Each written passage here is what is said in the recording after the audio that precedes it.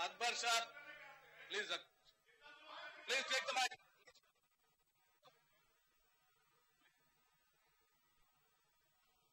Honorable Deputy Speaker, sir, you were mentioning about the decision which has been taken in BSc.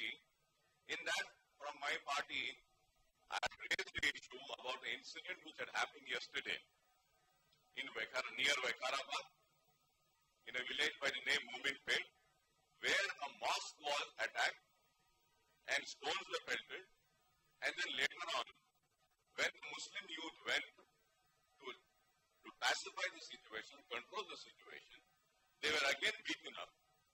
The people who were praying in the mosque were beaten up, and instead of police coming for the rescue, the police comes and again beats them up, and they arrest elderly people.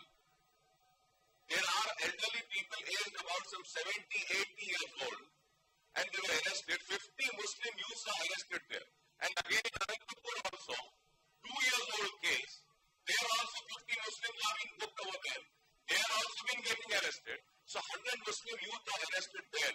I would like to comment, I would request to you to the government is that when Honorable Home Minister is going to give a statement in this regard, kindly include this also about Anantapur and also about the yesterday's incident. And I demand that if this government is secular and really concerned and bothered about the Muslims, they should immediately release this innocent elderly person who is praying in the mosque and arrested.